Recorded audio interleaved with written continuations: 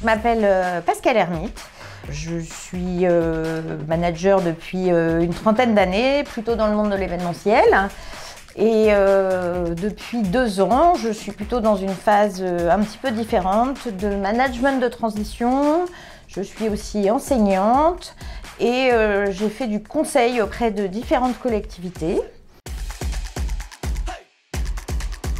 D'abord, j'ai fait un coaching avec une coach qui avait fait la Haute École de Coaching. Donc, c'était la première fois que j'en entendais parler. Par ailleurs, j'ai une amie qui a fait la certification coach au sein de cette école. Et enfin, dernière chose, j'ai été particulièrement bien accueillie par la conseillère qui m'a vraiment aidée sur le fait de constituer mon dossier, etc., de répondre à mes attentes en termes d'agenda, ce qui a aussi été un élément déterminant dans le fait de choisir l'école.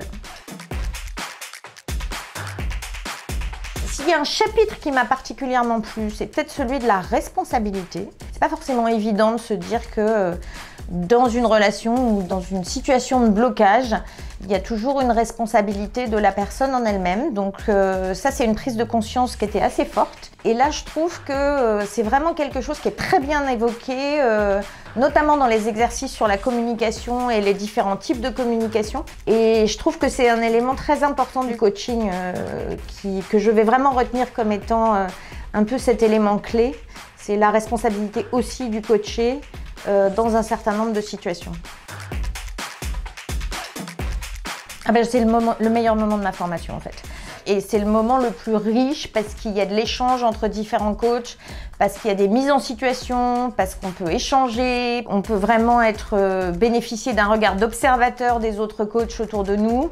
Et cette partie-là, elle est vraiment extrêmement riche. Elle donne vraiment du relief à tout ce qui est posé sur les slides, etc.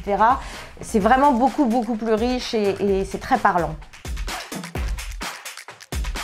Cette formation, ce qu'elle me donne, c'est des process, c'est un déroulé particulier, c'est des process qui ont été testés.